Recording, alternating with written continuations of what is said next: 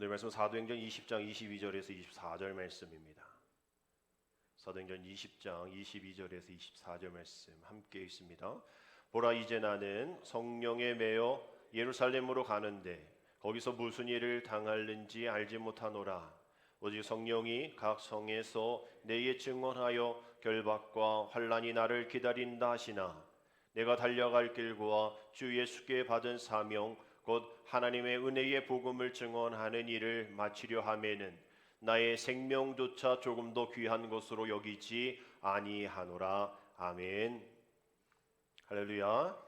오늘 주님의 전에 예배하러 오신 여러분들을 주님의 이름으로 축복하고 환영합니다.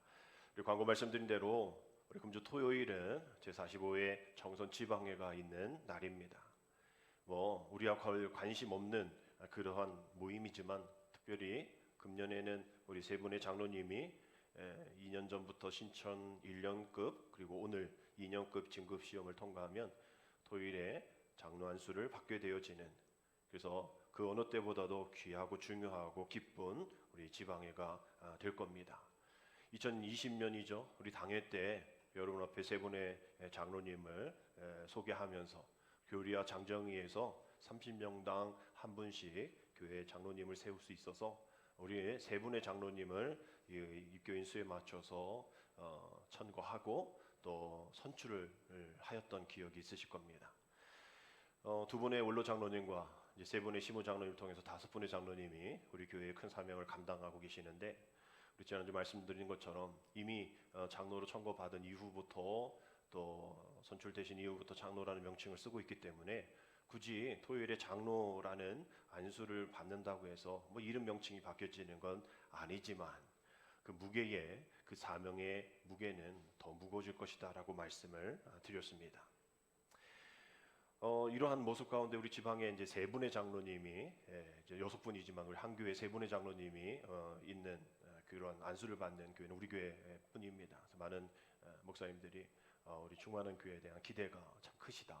특별히 우리 장로님들이, 지방 장로님들이 또 젊은 장로님들을 많이 선출되었기 때문에 다 7자 들어가시는 장로님이시거든요. 또 6자가 계시긴 하지만 하여튼 젊은 장로님들이 선출되셔서 우리 지방에 또 큰 사명을 감당할 것을 우리 장로님들도 많이 기대를 하시더라고요. 또 시험을 계속 저도 과정고시위원이기 때문에 제가 시험 성적을 알고 있죠. 또 제가 이렇게 관여할 수 없는 일이기 때문에 멀찍이 시험 잘 보시는지 한번 이렇게 보면 또 우리 교회 장로님들이 금운동을 다 휩쓸듯이 100점을 다 맞으시고, 우리 신순국 장로님은 눈이 또 잘 안 보이셔서 특별히 또 오디오 시험이라는 새로운 시험 기법을 또 채택하는 그런 경이로운 일을 우리 지방에서 또 이루어지고 있습니다. 또 그런데 저분이 또 1등을 하셔요. 본인은 모르시겠지만. 그래서 우리 충만한 교회 기대하는 우리 기대가 장로님뿐만 아니라 어떤 목사님들뿐만 아니라 우리 하나님께서 기대하고 계시리라 그런 생각하게 됩니다.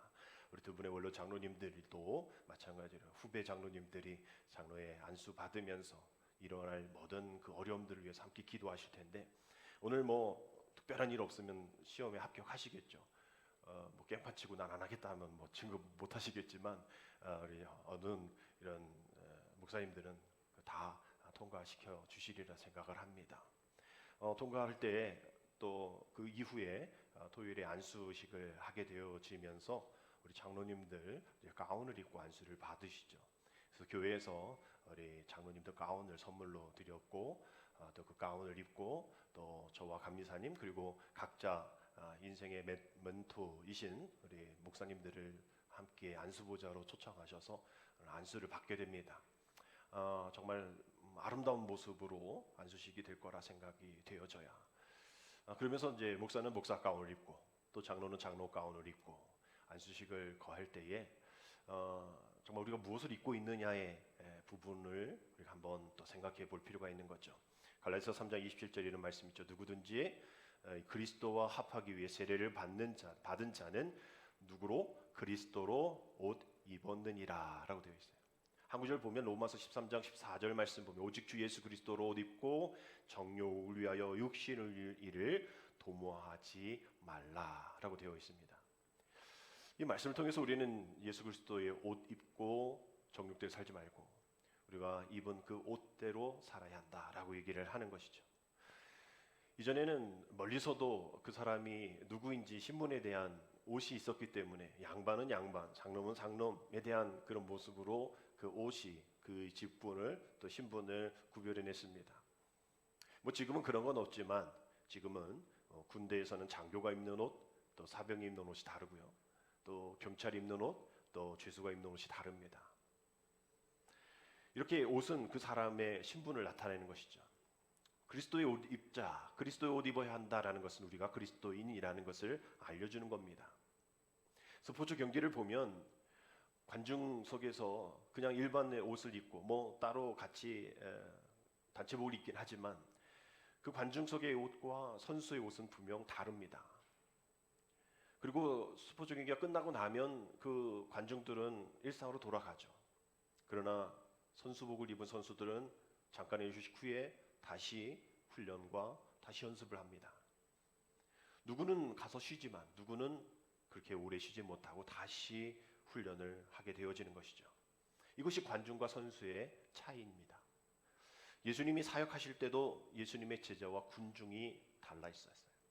의복이 다른 것이 아니라 군중은 그저 예수님이 가르치셨던 그 말씀, 또 능력, 귀신 들린 자 내쫓는 그 사역, 결국 자신이 필요할 때에 찾아다니는 그 사람들을 군중이라 불렀습니다. 그러나 예수님의 부르심에 응답하고 주의 말씀을 끝까지 따르고 죽기까지 순종하는 사람들은 제자라 이름을 불렀죠. 주님께서 이번에 토요일에 안수 받는 세 분의 장로님들과 이를 위해 축복하는 우리들에게 원하시는 그 하나님 우리가 군중으로서의 삶을 사는 것이 아니라 제자로서 살기를 원하실 겁니다. 예수님이 제자를 뽑으실 때에 뭐 회당이나 또 성전에 또 공부하는 사람들 가서 뽑지 않으셨잖아요.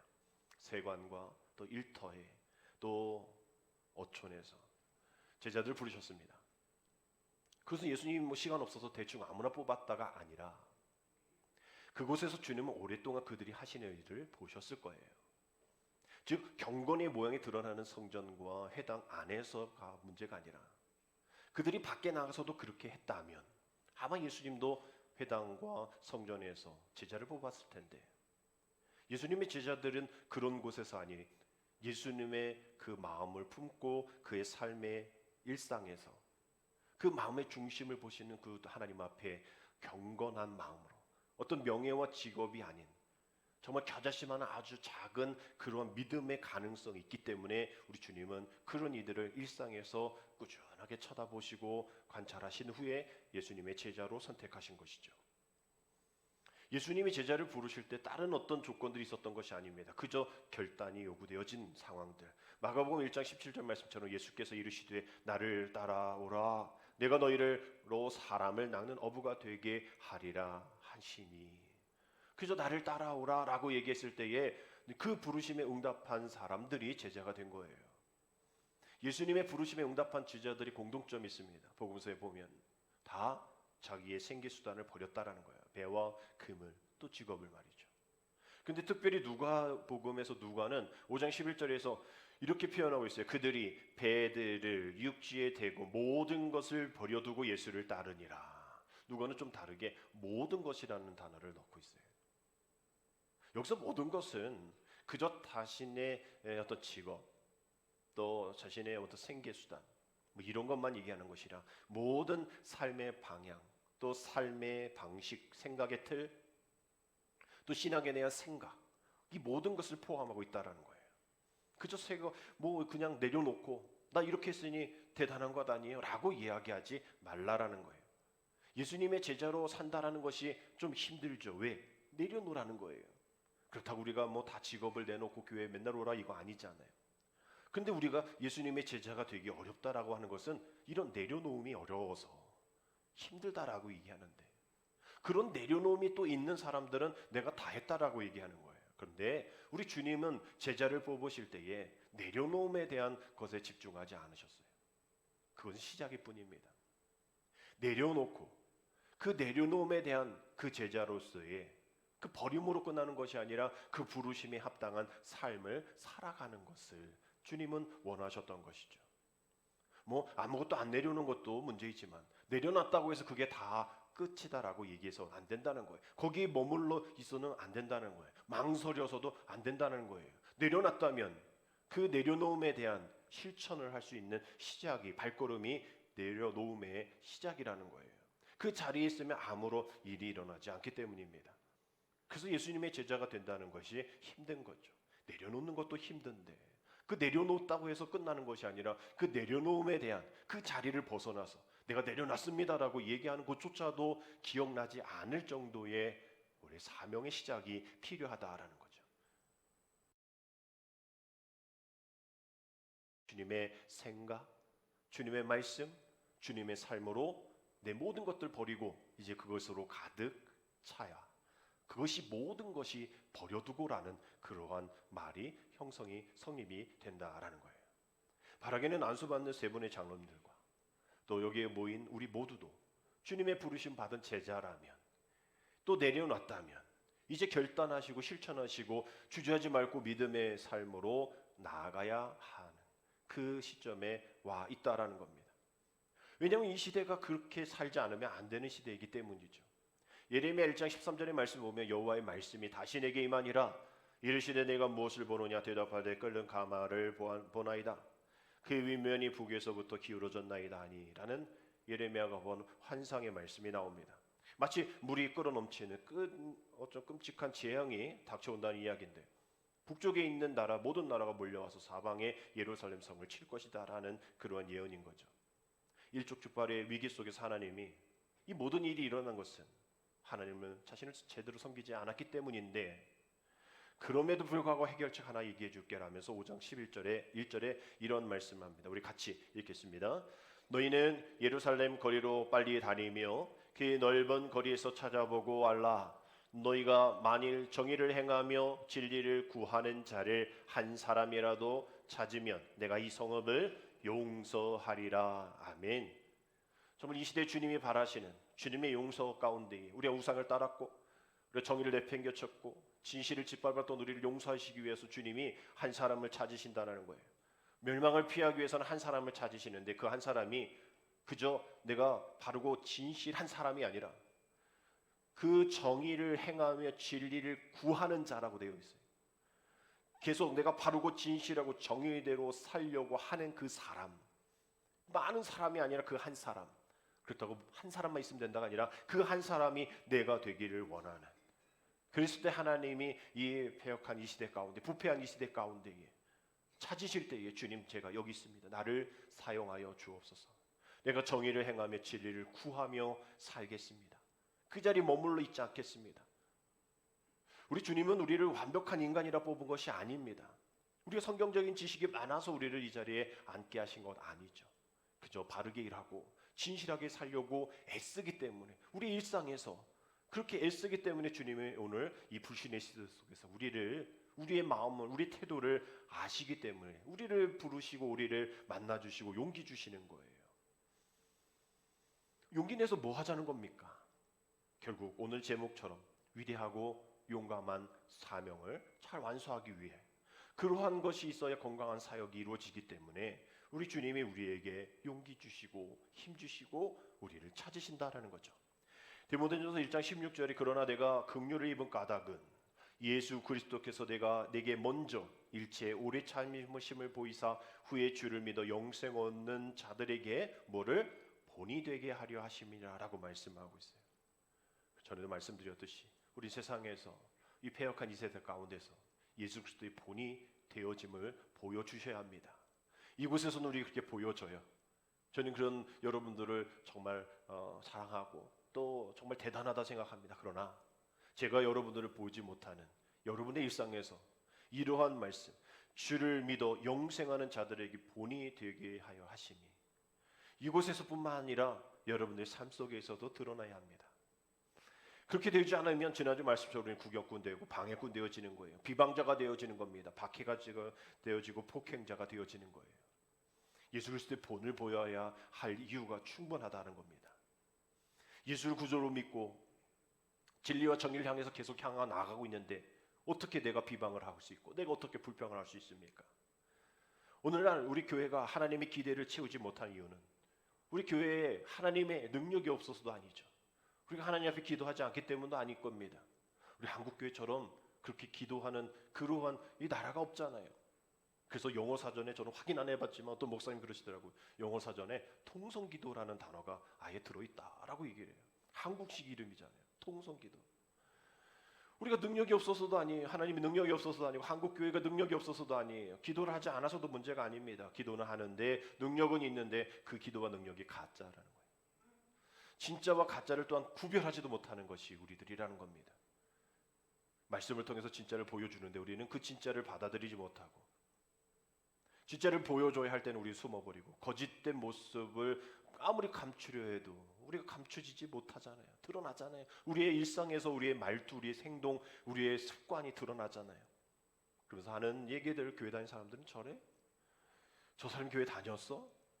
이런 이야기를 쉽게 듣지 않습니까? 그러니 세상 사람들이 믿음의 사람들에 대한 존경심이 없어지게 되어지는 거죠. 그러나 분명한 것은 교회는 하나님이 살아계신 곳이고 그 교회를 통해서 하나님은 우리들을 다시 한번 변화시켜 주시고 다시 한번 정의를 향해 그것을 향해 구하게끔 나가게 하십니다. 디모데전서 3장 15절에 만일 내가 지체하면 너로 하여금 하나님의 집에서 어떻게 행할지 할지를 알게 하려 함이니 함께 있습니다. 이 집은 살아계신 하나님의 교회요 진리의 기둥과 터니라. 교회는 진리의 기둥과 터라 얘기하잖아요. 교회가 어떤 사람의 소유입니까? 어떤 우리 유지재단에 속해 있지만 이 재단의 모든 재단이 다 거기에 감리교회 회계재단에 들어있지만 이게 감리교 것도 아니잖아요. 분명 사람이 중요하지만 사람이 기둥과 터가 되지 않는다라고 되어 있어요. 살아계신 하나님, 살아계신 하나님이 우리의 생각, 우리의 뜻, 우리의 결정이 아니라 하나님의 생각, 하나님의 결정, 하나님의 뜻이 되어지는 그곳에서 있는 우리 모두가 다 세상에서의 교회가 되어지고 세상에서 예수 그리스도의 본이 되어지는 사람이 되어지기를 원하신다는 거예요. 요한일서 4장 16절 말씀처럼 하나님이 우리를 사랑하시는 사랑을 우리가 알고 믿었노니 하나님은 사랑이시라. 사랑 안에 거하는 자는 하나님 안에 거하고 하나님도 그의 안에 거하시느니라. 하나님이 사랑이시기 때문에 그 사랑이신 하나님의 생각, 하나님의 계획, 하나님의 목적, 하나님의 뜻을 따라가야 우리 이 세상 속에서 사랑의 삶이 되어지게 되어지는 겁니다. 결국 우리가 위대하고 용감한 사명을 위해서 정말 그 사명을 위해서 우리가 살아갈 때 그 사명이 그저 늘 들었던 이야기니까 별거 아닌 것 같이 그 사명을 무시하고 소홀히 하고 저 뒤로 밀어넣을 수 있는 그러한 일들이지만 이 사명이란 단어는 이 사자를 보면 사람의 목에 칼이 걸린 형상을 갖고 있습니다. 명자는 목숨의 뜻을 갖고 있죠. 그러니까 사명이라는 것은 목숨 걸고 해야 하는 일인 거예요. 그저 대충 내뱉는 일이 사명이다라고 말할 수 없는 겁니다. 그저 한번 얘기하고 뒤돌아선다? 아닌 거예요. 지방 안에서 좀 약간 문제가 되어지고 있는 게 우리 지방이 이제 회원 대표, 구역회 대표라고 오늘 주보에도 명단이 있지 않습니까? 그 사람들은 우리 교회에서 집사 직분, 권사 직분, 대부분 권사님이시겠죠? 권사 직분을 받은 분들이에요. 장로 직분은 지방에서 이렇게 안수를 통해서 받듯이. 근데 때로는 다른 교회로 가신 권사님들이 계십니다. 그러면 다른 권사님이 가실 때 교회에서 이명 증서를 떼줘야 돼요.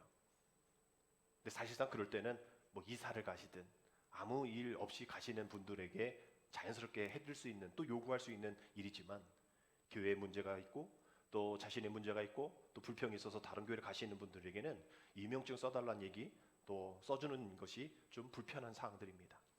그래서 이런 지방 안에서 이런 이명증서가 없이 다른 교회 가서도 권사님이 되신 분들은 사실상 그곳 교회에서 다시 신청 권사가 되셔야 되는 거예요.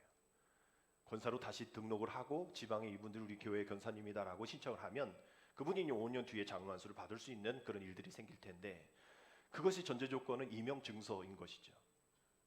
근데 우리 교회에서도 나가신 분들 또 증산교회에서 나가신 분들도 사실상 이명 증서를 떼주지는 않았어요. 떼주기 싫어서가 아니라 떼달라고도 하지 않았고 그래서 이제 이런 분들이 구역회 회원으로 온다라는 것도 또 나중에 장로 안수 받는 것도 나중에 문제가 되어지는 겁니다. 사실 그런 분들이 교회 안에서 장로로 교회 안에서 권사로 임직을 받은 후에 내가 이 교회에서 그 사명을 다하겠다. 이 교회에서 정말 하나님의 은혜 가운데 이 사명의 목숨처럼, 이 글자처럼 목숨을 바쳐. 그렇다고 뭐 진짜 죽으란 얘기 아니라 그러한 마음 심정으로 정말 이 교회에서 충성을 다하겠다. 그러다가 다른 곳 가서 뭐 다른 일들을 통해서 다시 신청이 되어지면 괜찮지만, 그것이 아니라 집사 직분 받고 권사 직분 받고 1년도 안 돼서 다른 교회 가는 그런 분들, 그곳에서 나는 권사야 나는 집사야라고 얘기하는 분들 아니라는 거죠. 다시 믿음으로 시작해야 한다는 거예요. 왜? 이 사명은 그저 내가 한번 저쪽 가고 이쪽 가고 왔다 갔다 하고 내가 이러면 되지 저러면 되지가 아니라, 그 사명은 정말 우리에게 주시는 귀한 은혜이기 때문이죠. 그래서 우리는 뭐 이런 수명이네, 운명이네, 천명이네, 수명이네 이 명자 들어간 일들이 많지만, 이 중에 우리가 사명이 빠져버리면 아무것도 아닌 것이죠.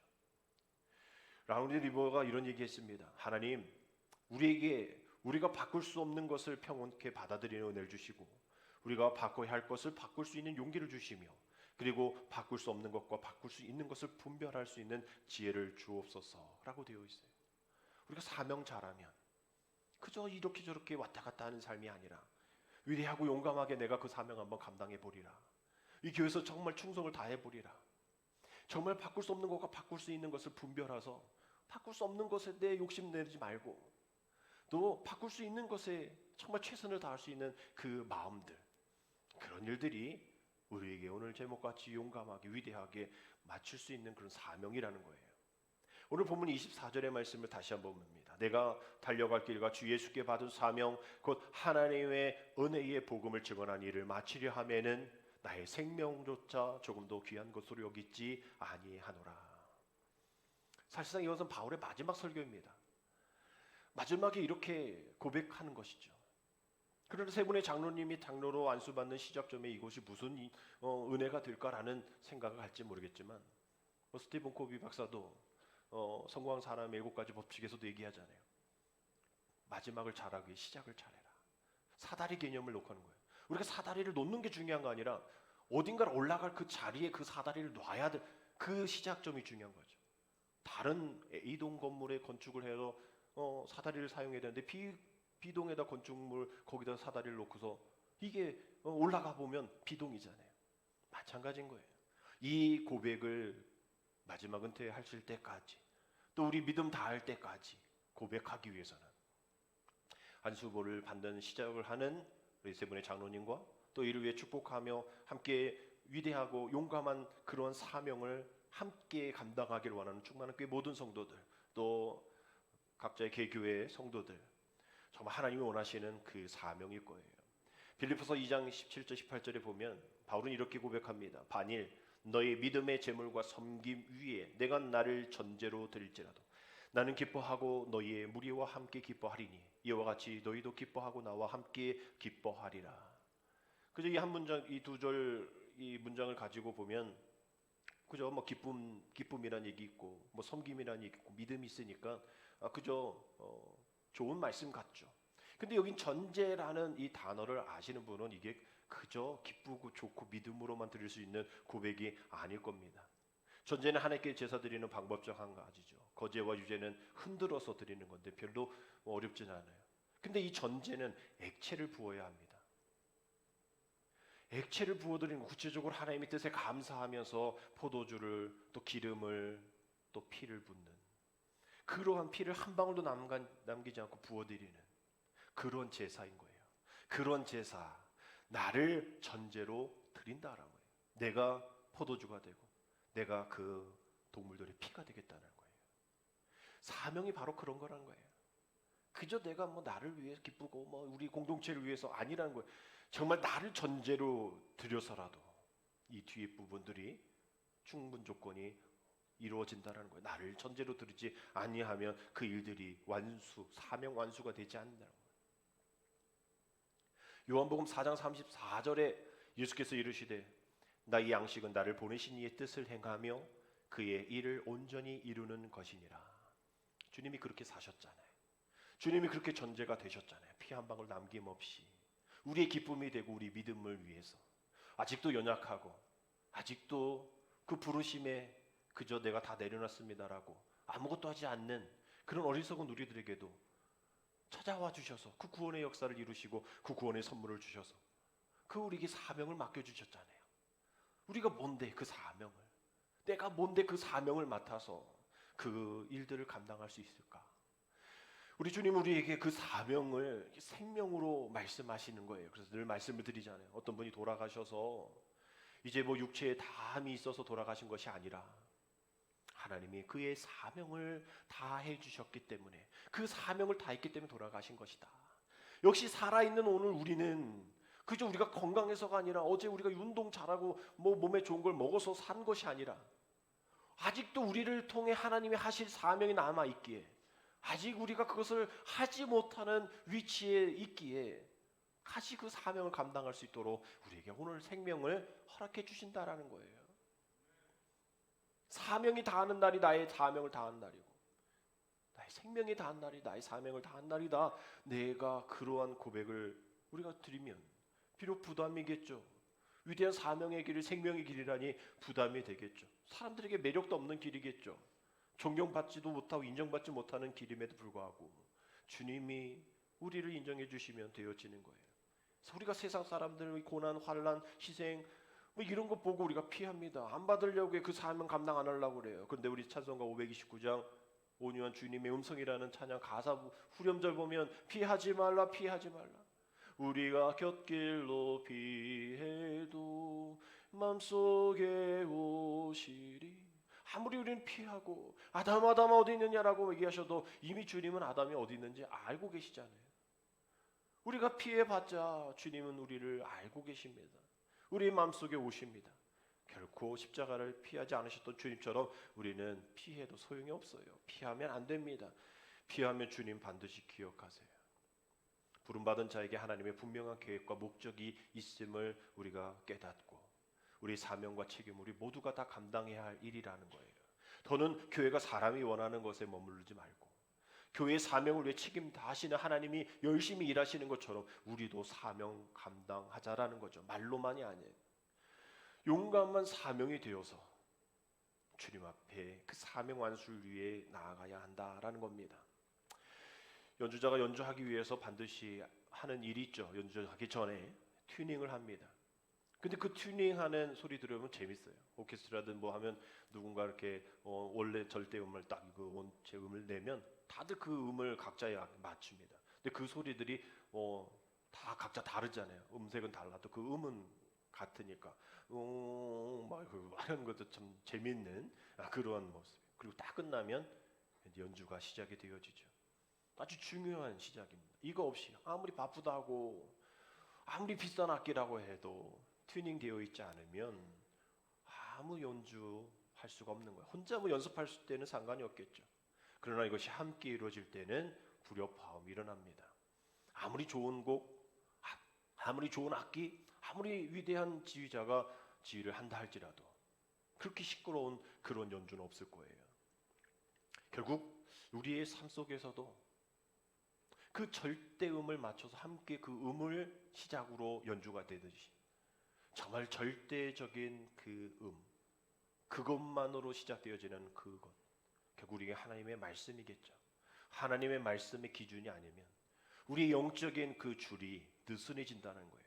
세상 속에서 그렇게 치열하게 살았던 그 치열함이, 또 그 용서하지 못함이, 그 미움이, 그 불평들이 고스란히 교회에 와서 느슨해진 줄 가지고 예배를 드리려 하니까, 느슨해진 줄 가지고 교제를 하려고 하니까, 느슨해진 줄 가지고 순종을 하려 하니까 안 되는 거예요.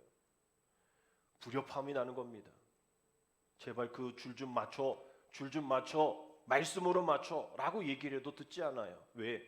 일주일 동안 한 번도 예배를 나오지 않고 한 번도 기도하지 않고 한 번도 주님 생각하지 않았던 그 영적인 줄이 맞을 리가 없잖아요.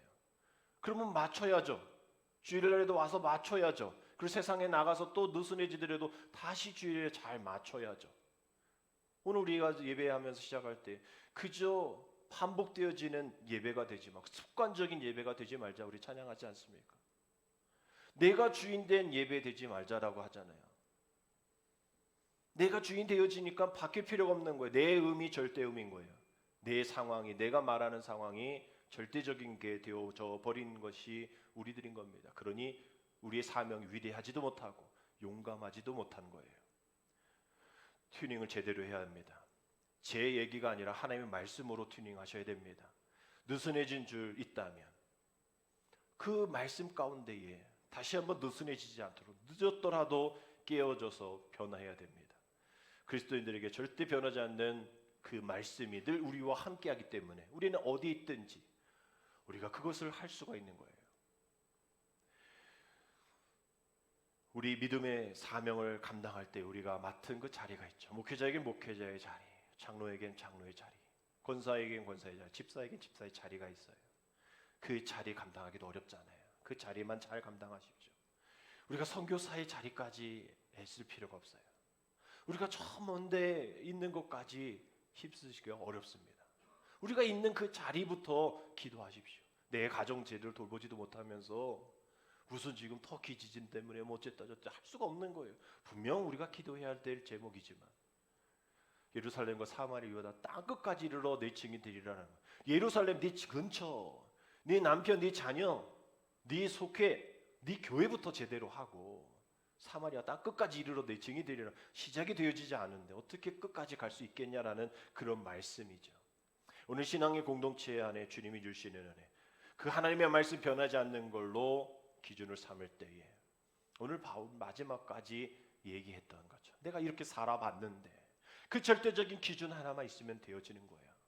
그 절대적인 기준 하나를 가지고 내가 나아갈 때에 내가 머무르지 않고 피하지 않고 우리 주님이 내게 주신 그 은혜가 내 달려갈 길과 주 예수께 받은 그 사명 곧 하나님의 은혜 복음을 증거하는 일을 마치려 하매 나의 생명조차 조금도 귀한 것을 여기지 아니하였다라는 그러한 결론이 우리의 삶의 결론이 되어지고 이것이 주님 앞에 나아가서 이것이 우리의 사명의 만수의 목적이 되어지고 끝이 되어질 때에 나중에 언제는 주님 만나겠죠. 주님 만나서 주님이 우리에게 뭐라 하시? 너 뭐 하다 왔냐? 너 어떤 사명 갖고 있다 왔냐? 우리 지금부터 준비해야 되지 않을까요? 주님, 저는 이러한 사명, 이런 사명 완수를 위해 위대하고 용감하게 사명 감수하고 있다 왔습니다. 오직 주의 복음, 오직 주의 말씀, 오직 주의 교회, 오직 그것만 생각하고 왔습니다. 주님, 나와 함께하여 주옵소서. 오늘 이런 마음으로 우리가 주님 앞에 나아가게 되어지면 복음을 위해 생명을 살리는 저와 여러분 되시고 하나님이 원하시는 그 귀한 사명 가운데 나가신 저와 여러분 되시게 될 줄 믿습니다. 그러한 한 주 또 그러한 안수를 받으신 세 분의 장로님 또 그 가족 되어